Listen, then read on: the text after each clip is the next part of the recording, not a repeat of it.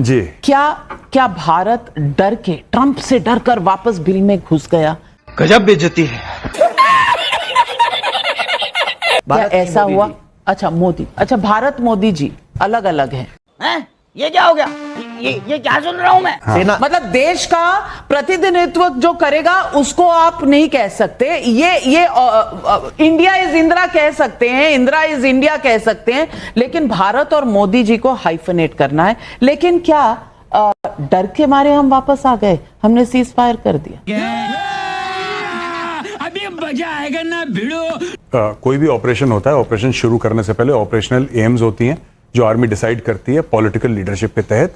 Operational AIIMS जब आपकी complete हो जाती हैं, आप किस मामले में, आपने क्या मामला लेकर शुरू करा था, क्या आपके विचार में क्या वो एम पूरी हो गई है? हाँ पूरी हो गई है। अगर पूरी हो गई है तो आपने बोला ये। प्रदीप भी बैठे हैं भाजपा के, कांग्रेस, समाजवादी, सारी पार्टी के बैठे हैं। ये क्या है? जब भी किसी भी पार्टी का नेता कहता है ना हम फौज के साथ हैं, भगवान की कसम हाथ जोड़ के कह रहा हूं, बहुत डर लगता है मुझे एज अ फौजी। मुझे बहुत खौफ आता है कि यार ये मेरे साथ हैं। नहीं भाई, हम सिर्फ ये कहते हैं कि हमें छोड़ दो, जो आदेश होंगे ऊपर से हम पालन कर लेंगे। जो भी पार्टी होगी, जो भी आप लोगों की राजनीति है, लोकसभा, राज्यसभा, आप जो आदेश देंगे पालन हो जाएगा। लेकिन हमारे बारे में भला मत सोचिए, क्योंकि अब मुझे डर लगने लगा है। कुछ भी कोई कर्नल सोफिया कुरैशी को ऐसे बोल सकता है? सोफिया कुरैशी इसलिए नहीं बैठी उस कुर्सी में क्योंकि वो मुसलमान है, वो औरत है। वो सबसे सर आतंकवादियों की बहन बोला था नहीं गलत है। मैं सर वही तो बोल रहा हूं। जेल में होना चाहिए। आप क्लियर करो ना, क्लियर कर रहे हो। प्रदीप भंडारी उनको जेल में होना चाहिए। वो जब उस कुर्सी पे बैठी हैं, वो इसलिए नहीं बैठी कि वो मुस्लिम हैं या वो औरत हैं, वो इसलिए बैठी हैं क्योंकि जो फौज है उसमें से सबसे लायक वो हैं, राइट? तो उनके बारे में जो वो भाजपा के मंत्री ने बोला, बहुत गलत बयान था। अब आए ना लाइन पे। कोर्ट ने उनके ऊपर जो बोला कि एफआईआर, उसके पहले भाजपा को बोल देना चाहिए था कि हम एक्शन लेंगे। हम मालूम है तेरे बाप को मत सिखा। जो उसने कहा हम खंडन करते हैं। सुप्रीम कोर्ट में मामला है, जितनी कड़ी से कड़ी कार्रवाई सुप्रीम कोर्ट को करनी है हम उसका समर्थन करेंगे। पर भूमिका सिंह पे क्योंकि मामला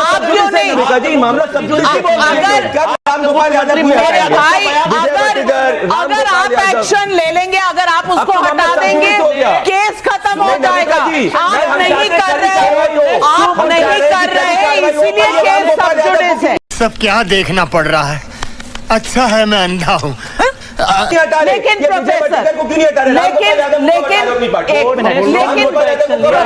प्रोफेसर अनवर पाशा, मैं कह रही हूँ, नहीं पहले आप करिए, आप सत्ता में आप नहीं, आप कर लीजिए, केस डिफॉल्ट हो जाएगा।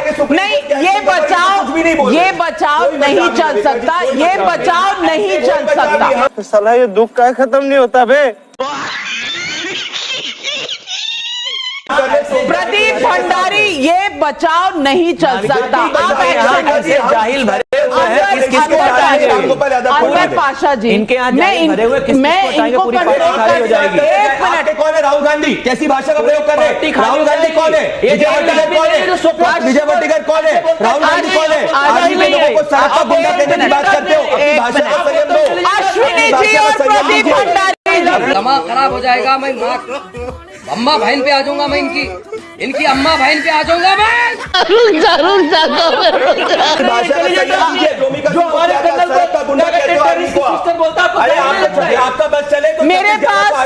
मेरे पास सेना नहीं है, मेरे पास सेना नहीं है, और ना मैं प्रधानमंत्री हूं, ना मैं प्रेसिडेंट हूं, लेकिन मैं हक के लिए लड़ रही हूं, और आज मैं प्रोफेसर अनवर पाशा के हक के लिए लड़ रही हूं। हाँ, ये कर लो पहले। बड़े लोग हैं, पहले ऐसे करते होंगे। इन्हें उन्हीं के दोस्त उन्हें बोलने नहीं दे रहे, और मैं इसको कंडेम करती हूं। लेकिन प्रोफेसर अनवर पाशा, मैं अपनी पूरी रिस्पॉन्सिबिलिटी से आपसे पूछना चाहती हूं, मुझे कैसे भी करके निकाल मेरे भाई, मैं फंस गया हूँ यहाँ। लेकिन एक सेकंड, हमारे देश में कहीं ना कहीं एक दिक्कत तो है कि बड़ी कोई चीज हो, बड़ी कोई उपलब्धि हो, तो पहले राजनीतिक दल क्रिटिसिज्म करने आ जाते हैं।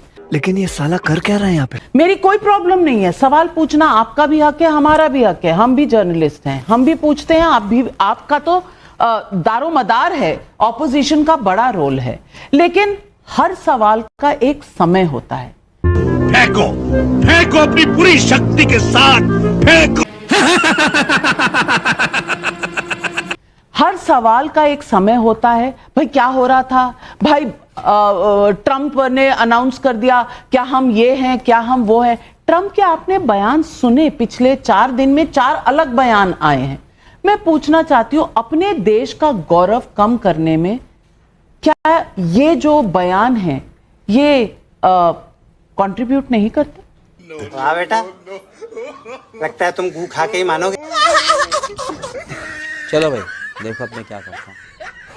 नाविका जी शुक्रिया कि आपको याद आ गया कि मैं भी इस डिबेट का पार्ट आपने अपना पुराना समय भाटी जी को दे दिया था, इल्जाम मुझ पे मत लगाइए। मैं क्यों दूंगा भाटी जी को समय? एंकर आप हैं, आप तय करेंगे किसको कितना समय मिलेगा। बहरहाल नाविका जी, इंडिया अलायंस की यही दोस्ती है। अरे सुधरो रे, अभी तो सुधर जाओ। देश जानता है, देश के बच्चे बच्चे की जबान पर यह हकीकत है कि हमारी सेना ने जो पराक्रम किया है, हमारी सेना की जीत है, राष्ट्र की जीत है। लेकिन यह भी बच्चों की जबान पर है, बच्चे बच्चे की जबान पर है कि इस पूरे प्रकरण में पहलगाम से लेकर के ऑपरेशन सिंदूर तक भारत की हमारी जो मौजूदा सरकार है उसकी ये हार है। उसने पूरे राष्ट्र को एक तरह से शर्मसार किया है अपने रवैये से। यही नहीं, अभी और सुनिए। क्योंकि हमने अपने देश का रिमोट अमेरिका के हाथों में दे दिया है। ये पूरा विश्व आज कह रहा है हम क्या करेंगे क्या नहीं करेंगे, it will be decided by America, by Trump. ये जो स्थिति थी इससे पहले कभी नहीं थी। आपने बात की तुर्की की, आपने बात की अजरबैजान की, आपने बात की चीन की। चीन तो हमारा दुश्मन रहा है, जैसे पाकिस्तान शुरू से हमारा दुश्मन रहा है। अरे बाप रे, ये तो धोती खोल रहा है। लेकिन क्या वजह है कि 1971 में जब हमने पाकिस्तान के 2 टुकड़े किए थे, फुल फ्लेजेड वार थी उस समय तुर्की पाकिस्तान के साथ खड़ा नहीं था। मेजर साहब बताएंगे, उस समय तुर्की पाकिस्तान के साथ खड़ा नहीं था, अजरबैजान पाकिस्तान के साथ खड़ा नहीं था। ऐसा क्यों हुआ है? हमको नहीं पता, हमको कुछ नहीं पता।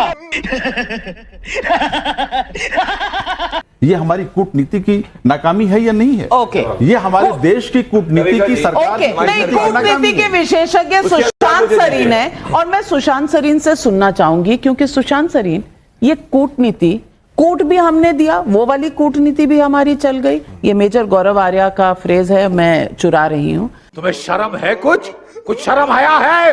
नहीं। आप क्रोनोलॉजी समझ लीजिए। कूट भी हमने दिया और फिर कूटनीति हमारी फेल हुई कि नहीं हुई, इसका जवाब आप। यार देखो, पाशा साहब ने बात की अजरबैजान की 1971 में। 1971 में अजरबैजान था ही नहीं। 1971 में अजरबैजान यूएसएसआर का पार्ट था। तो सर, लेकिन किसी मुस्लिम कंट्री ने, मैं ये कहना चाहता हूं, किसी मुस्लिम कंट्री ने, तुर्की था ना? नहीं, मैं आपको बताता हूं 1965 में, 1971 में, आज तुर्की है। सर 1965 में, 1971 में बहुत सारे जो मुस्लिम कंट्रीज थी वो पाकिस्तान के पक्षधर थे। उन्होंने बेशक वहां पर उस तरीके के हथियार ना दिए हो। 1971 में तुर्की कोई हथियार बनाता भी नहीं था। तुम्हें कैसे पता चला? तुम्हें कैसे पता चला? मैं नहीं बताऊंगा।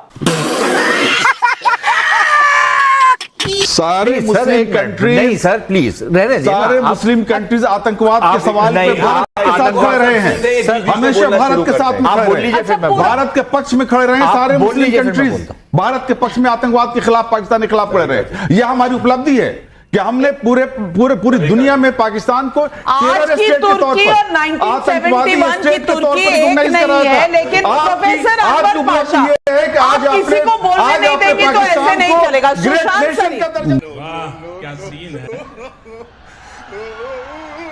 वाह क्या सीन है।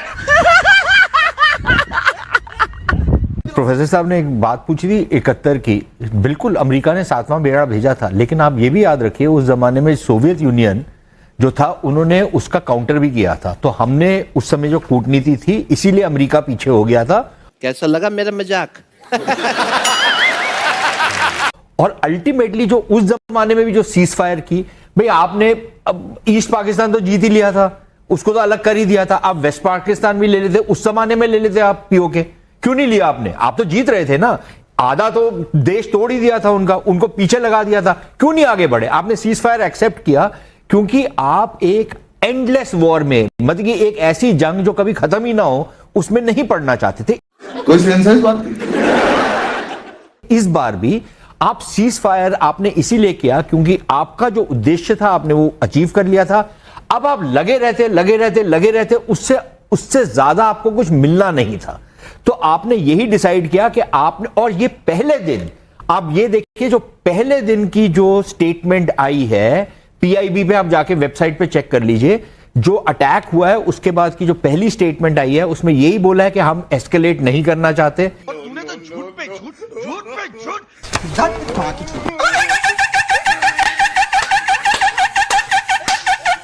तो साथियों फाइनली अपनी इस वीडियो का हो चुका है द एंड। उम्मीद है कि आपको हमारी ये वीडियो अच्छी लगी होगी। अगर वीडियो अच्छी लगी हो तो वीडियो को लाइक करके, हमारे चैनल को सब्सक्राइब करके, बगल में बने घंटी वाले आइकन को दबाकर ऑल को सिलेक्ट कर लें, ताकि आगे आने वाली ढेरों रोमांचक व मजेदार वीडियोज की नोटिफिकेशंस आपको बिना किसी अड़चन के प्राप्त होती रहे। तो वीडियो को क्लोज करने से पहले साथियों आप सभी लोगों से गुजारिश है, यदि आप लोग हमारे चैनल पर नए हैं तो चैनल को सब्सक्राइब कर लेना, और हाँ, वीडियो को लाइक करना तो बिल्कुल भी मत भूलना, क्योंकि आप लोग वीडियो तो देख लेते हैं पर वीडियो को लाइक और चैनल को सब्सक्राइब करना भूल जाते हैं।